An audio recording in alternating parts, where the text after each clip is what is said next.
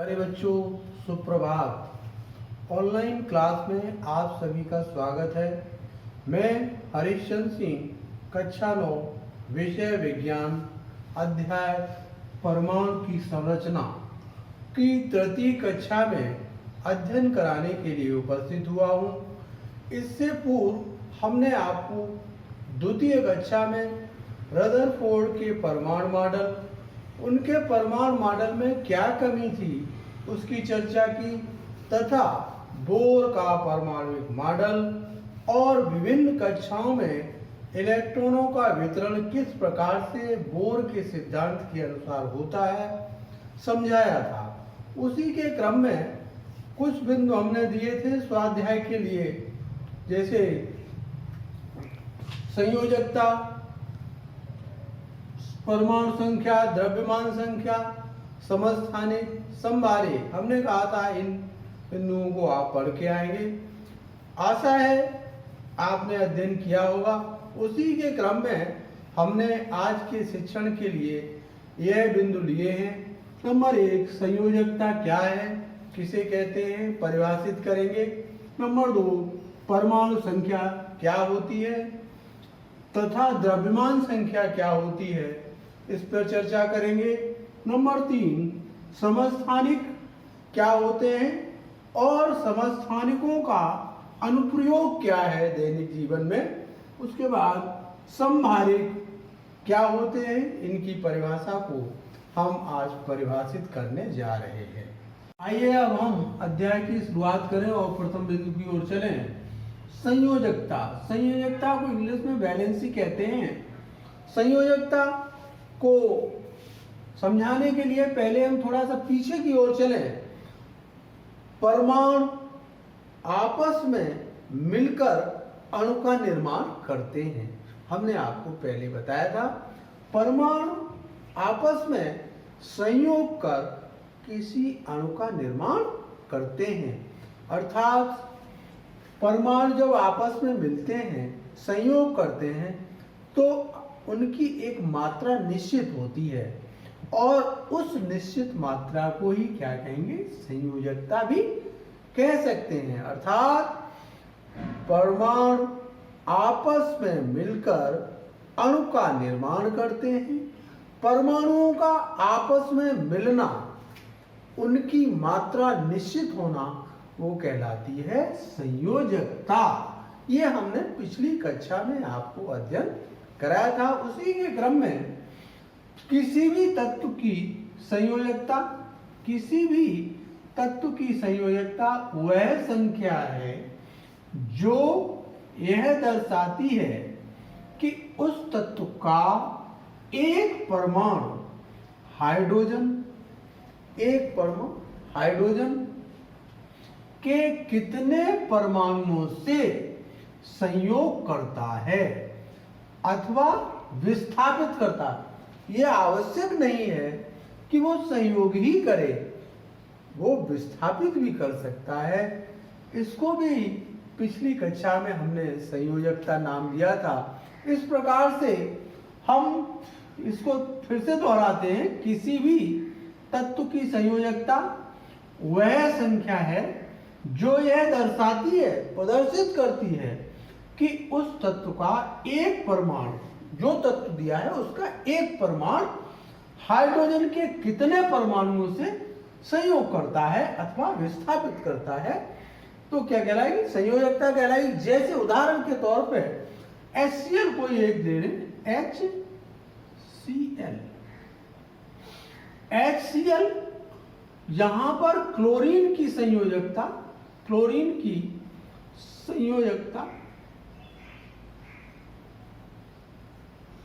Hydrogen के एक परमाणु से संयोग करती है। अर्थात एक परमाणु से संयोग करती है, तो इसकी संयोजकता कितनी होगी, 1 होगी।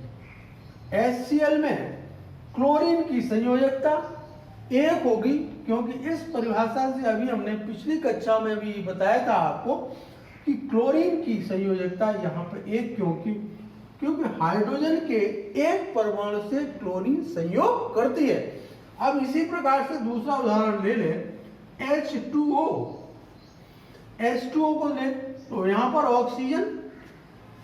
ऑक्सीजन हाइड्रोजन के कितने परमाणुओं से संयोग करता है? 2 परमाणुओं से संयोग करता है। इसलिए यहाँ पर ऑक्सीजन की संयोजकता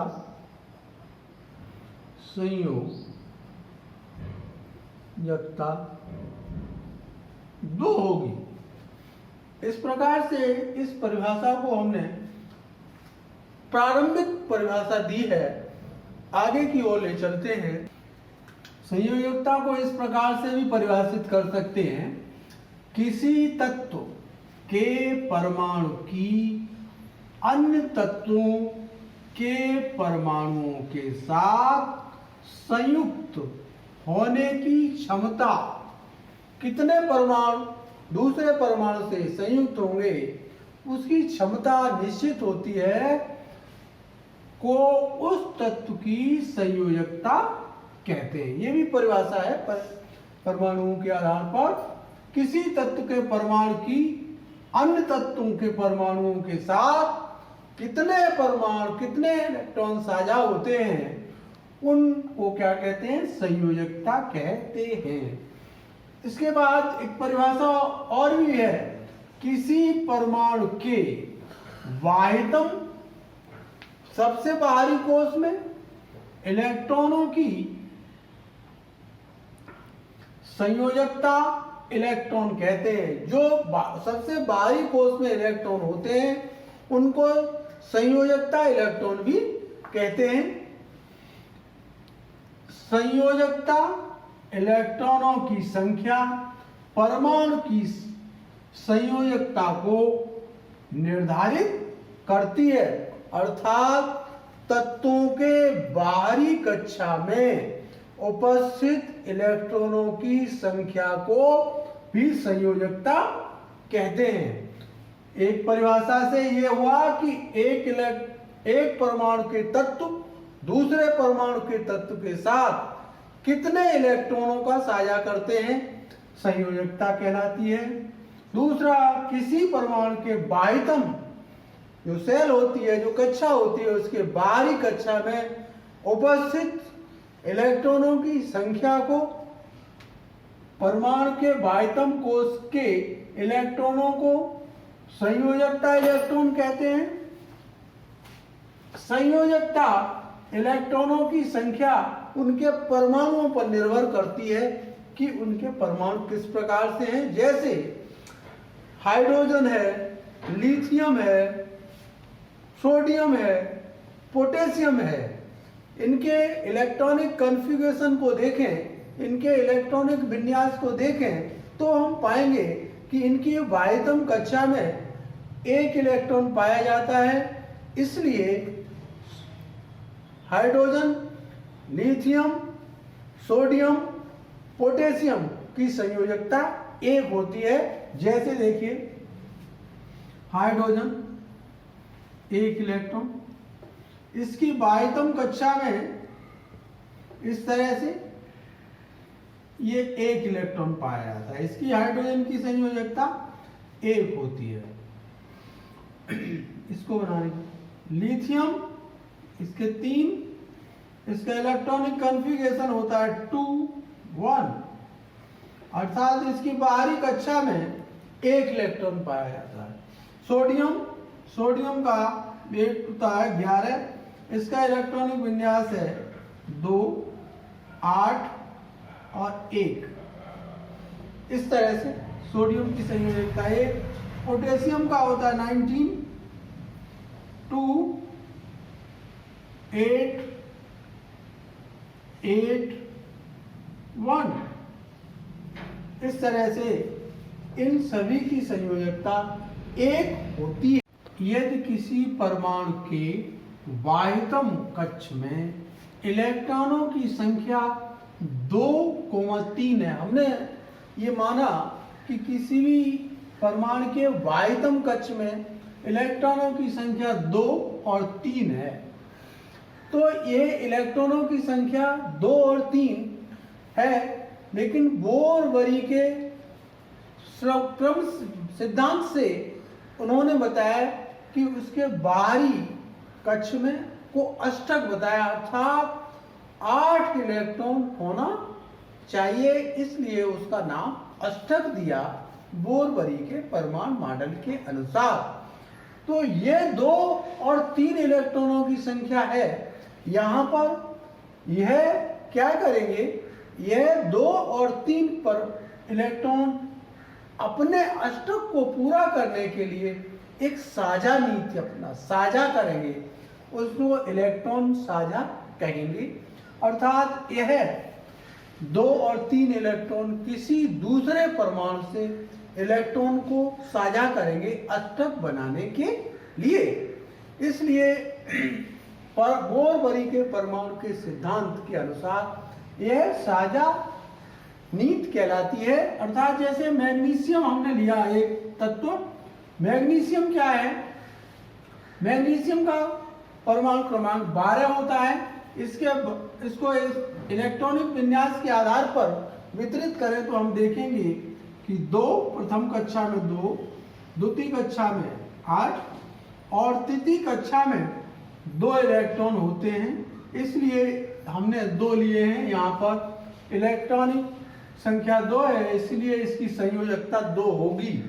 अब बोरबरी के अनुसार, बोरबरी के परमाणु मॉडल के अनुसार इसकी बाहरी कक्षा में 2 इलेक्ट्रॉन है, तो यह 2 इलेक्ट्रॉन किसी को दे सकता है, त्याग सकता है दूसरी कक्षा को पूर्ति करने के लिए। इस तरह प्रकार से यहाँ पर एल्यूमिनियम, इसमें 2, 8 और यहाँ पर बाहरी कक्षा में 3 इलेक्ट्रॉन है, इसलिए 3 इलेक्ट्रॉन ये किसी दूसरी कक्षा को परमाणु को दे सकता है, साझा कर सकता है। इसी प्रकार से यह फ्लोरीन एक तत्व है जिसका परमाणु क्रमांक 9, इसको वितरित कर सकते हैं 2,7। इस पे आप ध्यान दीजिएगा, इसकी बाहरी कक्षा में इलेक्ट्रॉनों की संख्या आप देख रहे हैं 7 है। अब ये संख्या इतनी अधिक है, ये इलेक्ट्रॉन देगा नहीं, ये क्या करेगा, किसी दूसरी कक्षा से अष्टक बनाने के लिए इसको 1 इलेक्ट्रॉन की आवश्यकता है अपने अष्टक को पूरा करने के लिए। अर्थात फ्लोरीन अपनी बाहरी कक्षा में 1 इलेक्ट्रॉन साझा करने के लिए क्या करता है, दूसरे परमाणु से 1 इलेक्ट्रॉन ग्रहण करेगा। तब इसकी संयोजकता 7 न होकर इसकी संयोजकता कितनी हो जाएगी, फ्लोरीन की संयोजकता 1 इसीलिए लिखी गई है, 1 इसीलिए होती है क्योंकि 1 इलेक्ट्रॉन का ये साझा करता है दूसरी कक्षा से अपनी कक्षा को ग्रहण करने के लिए, अष्टक बनाने के लिए। यहाँ पर 7 संख्या इतनी अधिक है, इसलिए इनको इलेक्ट्रॉन साझा होने में संभव नहीं है, इसलिए 1 इलेक्ट्रॉन से साझा कर लेता है। और यह 2 इलेक्ट्रॉन और 3 इलेक्ट्रॉन यहाँ पर है, ये किसी दूसरे परमाणु की कक्षा को इलेक्ट्रॉन दे सकते हैं क्योंकि इनकी संख्या इतनी कम है। इसलिए मैग्नीशियम की संयोजकता 2, एल्यूमिनियम की संयोजकता 3 होती है क्योंकि ये संख्या कम है अपेक्षाकृत 7 के। तो जब इस तरह की स्थिति होती है कि अष्टक पूरा होने में उसे कुछ ही इलेक्ट्रॉनों की आवश्यकता होती है, तो इलेक्ट्रॉन दूसरी कक्षा से वो ग्रहण कर लेता है। और जब इलेक्ट्रॉनों की संख्या कम होती है तो इलेक्ट्रॉनों को वो दूसरी कक्षा के लिए त्याग देता है अष्टक बनाने के लिए। तो यहाँ पे आपने देखा इलेक्ट्रॉनों का ग्रहण करना और इलेक्ट्रॉनों का त्याग करना, किस स्थिति में इलेक्ट्रॉनों को ग्रहण करते हैं और किस स्थिति में इलेक्ट्रॉनों को त्यागते हैं। बोरबरी के परमाणु मॉडल के अनुसार उनकी बाह्यतम कक्षा में 8 इलेक्ट्रॉन होना आवश्यक था। इसके अनुसार इनकी संयोजकताएं मैग्नीशियम की 2, एल्यूमिनियम की 3 और फ्लोरीन की संयोजकता 1 प्राप्त होती है। इस प्रकार से R1 जिसे कहते हैं, R1 का परमाणु क्रमांक 18 होता है। इसका इलेक्ट्रॉनिक विन्यास यदि करें तो 2,8,8। यहां पर बोरवरी के परमाणु मॉडल के अनुसार यहां पर अष्टक आप देख रहे हैं पूरा है। इसकी बाह्यतम कक्षा में कितने इलेक्ट्रॉन दिख रहे हैं? 8 इलेक्ट्रॉन आप देख रहे हैं।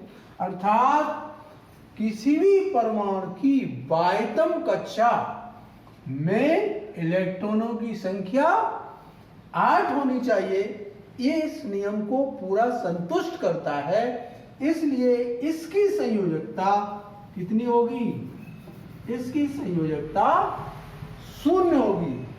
इस प्रकार से आर्गन की संयोजकता कितनी प्राप्त होती है? 0 प्राप्त होती है। इन्हें अक्रिय तो कहते हैं। क्या कहते हैं? अक्रिय, इनर्ट कहते हैं। अगले शिक्षण में परमाणु संख्या। परमाणु संख्या क्या है? किसी तत्व के परमाणु के नाभिक में उपस्थित प्रोटॉनों की संख्या उस तत्व की परमाणु संख्या अथवा परमाणु क्रमांक कहलाती है। किसी तत्व के परमाणु में नाभिक होता है। नाभिक कहाँ होता है? बीच में होता है। किसी तत्व में नाभिक बीच में होता है।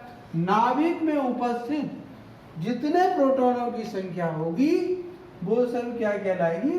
उसका परमाणु क्रमांक कहलाएगी या परमाणु संख्या कहलाएगी।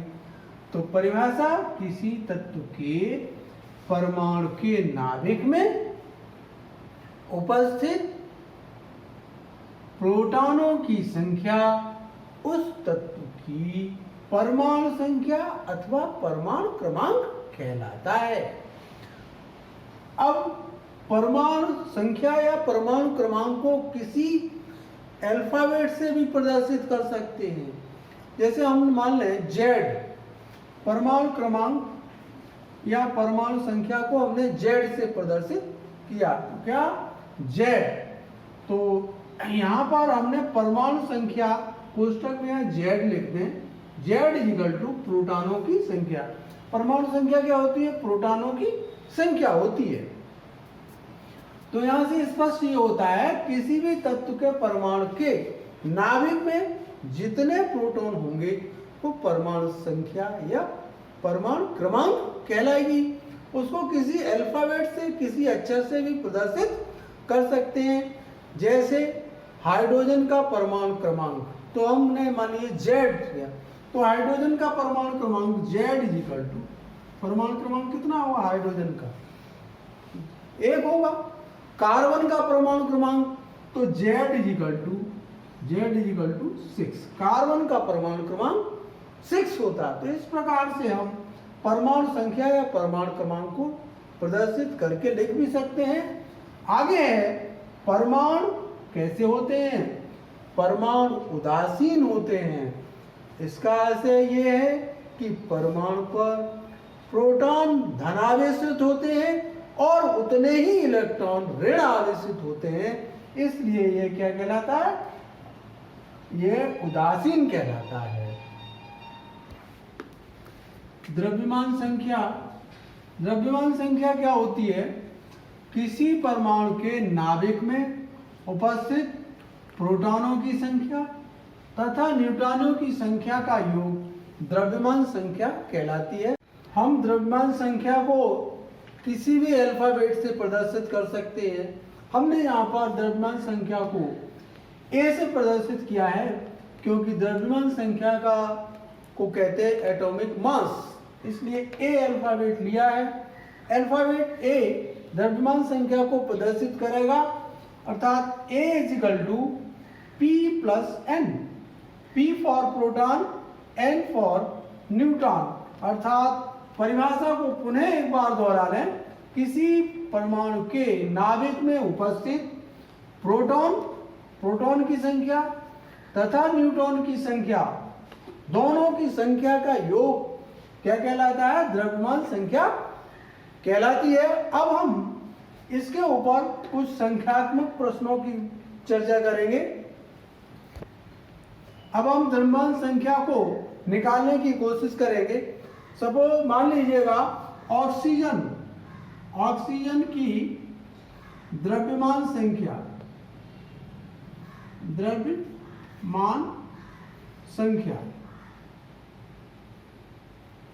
ऑक्सीजन की द्रव्यमान संख्या क्या होगी? O की द्रव्यमान संख्या क्या होगी? ऑक्सीजन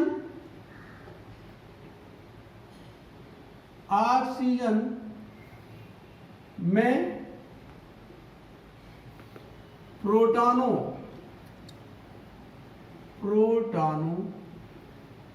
की संख्या बराबर 8। ऑक्सीजन में प्रोटॉनों की संख्या 8 होती है। न्यूट्रॉनों की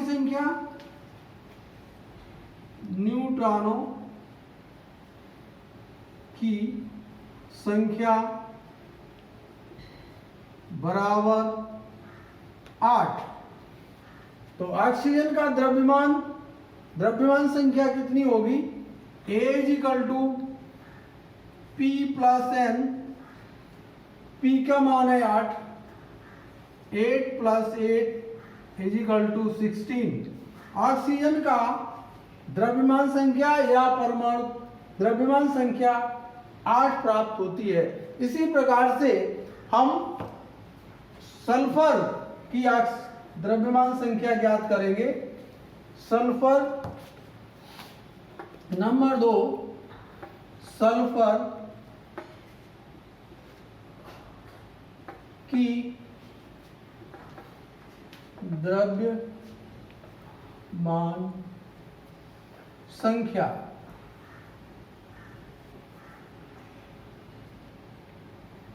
सल्फर को संकेत होता है S। सल्फर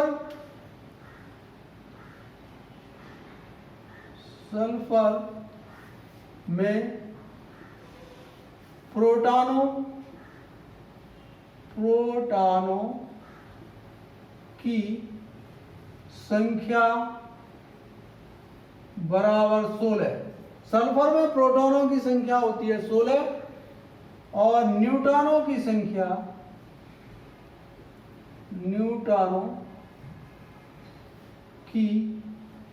संख्या बराबर होती है 16। सल्फर की द्रव्यमान संख्या क्या होगी?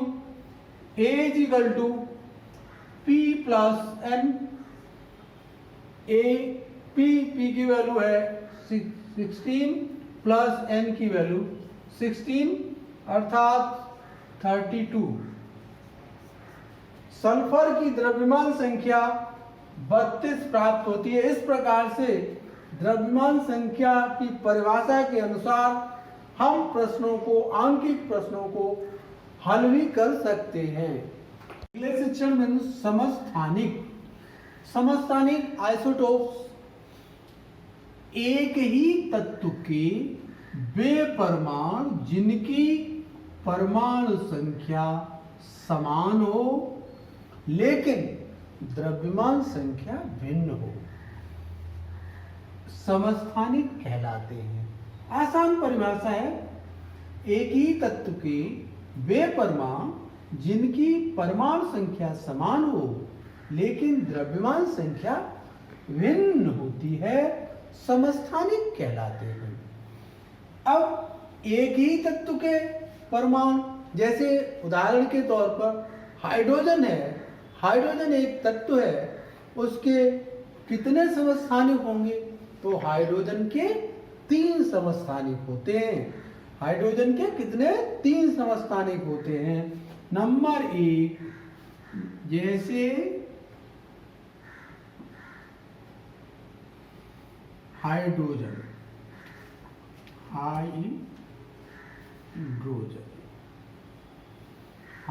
के 3 समस्थानिक। Number 1 protium H1H1। प्रोटियम को कैसे लिखते हैं? 1H1। नंबर 2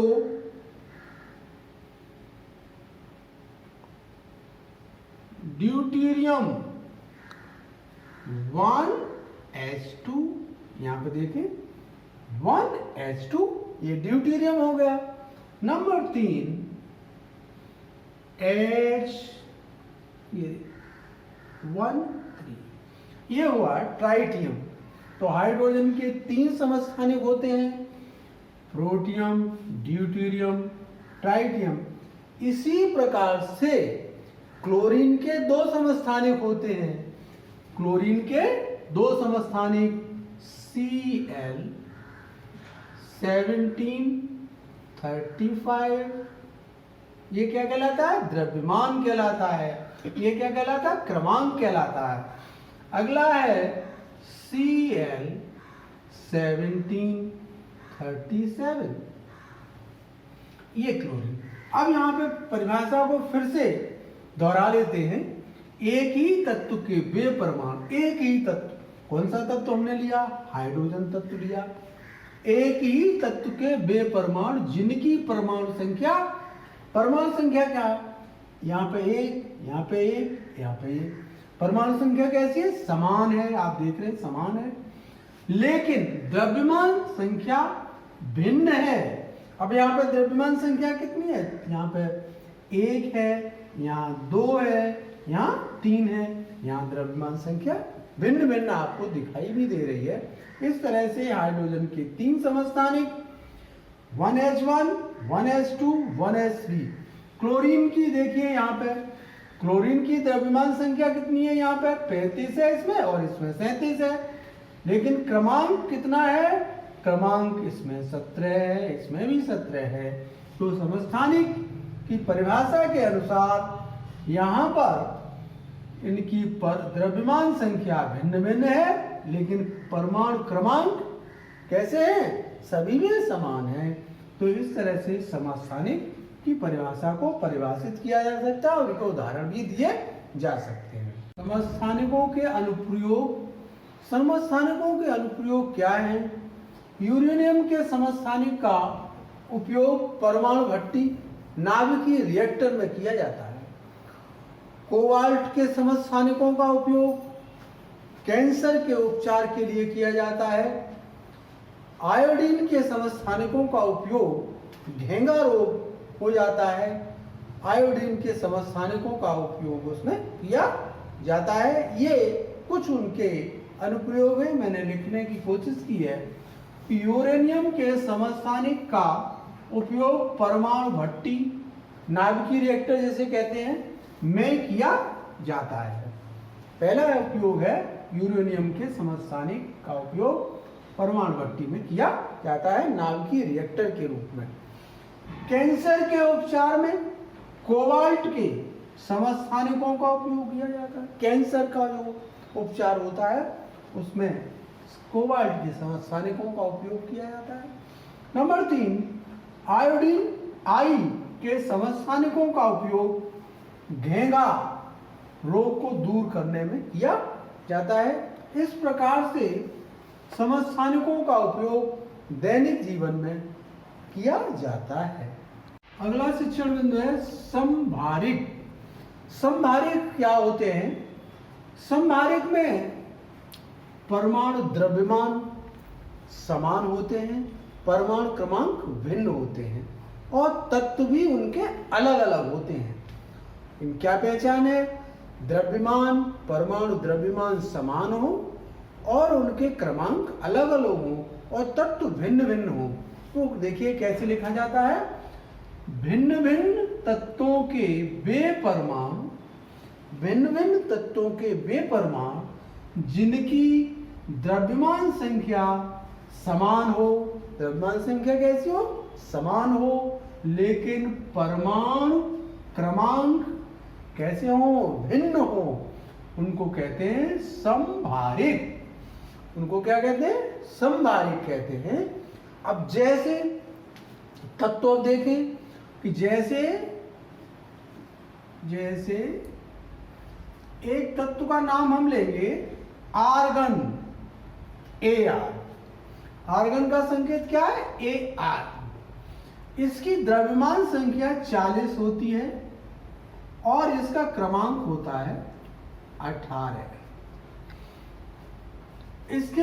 इसके बाद दूसरा तत्व हम लें, भिन्न भिन्न तत्व हों तो दूसरा तत्व हम लेंगे। दूसरा तत्व ले लिया हमने कैल्शियम। कैल्शियम की द्रव्यमान संख्या होती है 40 और इसका क्रमांक होता है 20। यहाँ पर क्रमांक कितना होगा? 20। तो यहाँ आप देख रहे हैं समस्थानिक की समभारिक की परिभाषा के अनुसार तत्व 2 हो गए, एक आर्गन तत्व हो गया और एक कैल्शियम तत्व हो गया, जिनकी द्रव्यमान संख्या समान है। 40 यहाँ है, 40 ही यहाँ होती है। तो द्रव्यमान संख्या आप देख रहे हैं कैसी है? सेम है, बराबर है। और उनका क्रमांक कैसा है?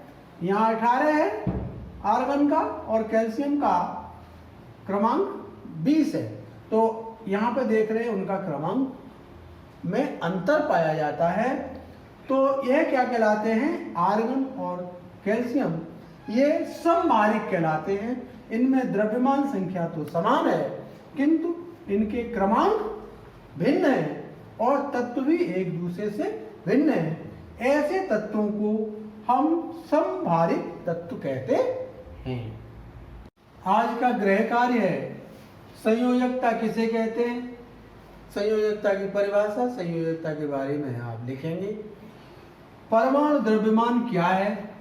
परमाणु द्रव्यमान की परिभाषा क्या है? लिखेंगे। समस्थानिक किसे कहते हैं? प्रश्न नंबर 4 समभारिक किसे कहते हैं? इन प्रश्नों को आज जो हमने आपको शिक्षण कराया है उसी के आधार पर हमने ये प्रश्न दिए हैं। आशा करता हूँ कि आप इन प्रश्नों को और आसानी के साथ याद भी कर लेंगे और लिखेंगे भी। इस अध्याय के की पॉइंट्स इस प्रकार से हैं। परमाणु क्या है? परमाणु के बारे में हमने आपको विस्तार से चर्चा की। परमाणु क्या है लिखेंगे। परमाणु संरचना क्या है? परमाणु संरचना में कौन कौन से एलिमेंट्स भाग लेते हैं वो लिखेंगे। क्या है, किस प्रकार से, हमने आपको विस्तार से चर्चा की। थॉमसन का परमाणु सिद्धांत, सबसे पहले जो परमाणु सिद्धांत बनाया वो थॉमसन ने ही बनाया था कि परमाणु में इलेक्ट्रॉनों को किस तरह से व्यवस्थित किया जाए, ये थॉमसन ने इस प्रकार से बनाया। रदरफोर्ड का परमाणु, थॉमसन के बाद रदरफोर्ड वैज्ञानिक ने अपने परमाणु मॉडल को बनाया और उन्होंने, आपको याद भी होगा कि उन्होंने अल्फा कणों को जब किसी पतली पन्नी पर बमबारी की, बौछार की, तो उन्होंने पाया कि कुछ अल्फा कण सीधे निकल जाते हैं, कुछ अल्फा कण अपने मार्ग से विचलित हो जाते हैं और कुछ अल्फा कण उसी मार्ग में वापस लौट आते हैं। उन्होंने इस प्रकार के मॉडल को बनाया। बोर का परमाणु मॉडल प्रचलित बोर का परमाणु मॉडल है। इसके आधार पर हमने आपको व्याख्या की। विभिन्न कक्षाओं में इलेक्ट्रॉनों का वितरण, कक्षाएं हमने आपको बताई थी, के, एल, एम और एन, के, एल, एम और एन। ये इन कक्षाओं को कक्षाएं या ऊर्जा स्तर भी कहते हैं। के में 2 इलेक्ट्रॉन, एल में 8, इसमें 18, एन में 32 इलेक्ट्रॉन होते हैं। इन कक्षाओं में इलेक्ट्रॉनों का वितरण हमने आप विस्तार से चर्चा की थी। अगला है संयोजकता किसे कहते हैं? किसी भी परमाणु की बाहरी कक्षा में जितने इलेक्ट्रॉन पाए जाते हैं वो क्या कहलाती है? संयोजकता कहलाती है। इस प्रकार से संयोजकता के बारे में हमने आपको विस्तार से बताया है, याद होगा। परमाणु संख्या, द्रव्यमान संख्या क्या होती है ये आपको हमने बताया। समस्थानिक क्या होते हैं? जिनके परमाणु क्रमांक सेम होते हैं, परमाणु भाग भिन्न भिन्न होते हैं, समस्थानिक कहलाते हैं। समभारिक क्या होते हैं? जिनके परमाणु द्रव्यमान समान होते हैं और क्रमांक भिन्न भिन्न होते हैं, उन्हें समस्थानिक कहते हैं। इस प्रकार से इस अध्याय के ये कुछ की पॉइंट्स हैं, मुख्य बिंदु हैं। इनके माध्यम से आप इस अध्याय को याद करेंगे और मुझे आशा है कि आपने इस अध्याय को ठीक प्रकार से अध्ययन किया है, तो आपने इन परिभाषाओं को लिखने में कोई कठिनाई नहीं होगी। आशा करता हूँ कि आप इन पॉइंटों के माध्यम से इस अध्याय का पूरा ज्ञान अर्जित कर लिए हैं। आज की क्लास का यही समापन होता है। इन्हीं कामना के साथ मैं शुभकामना देता हूँ कि आप इस लेसन को अच्छी तरह से याद भी करेंगे। धन्यवाद।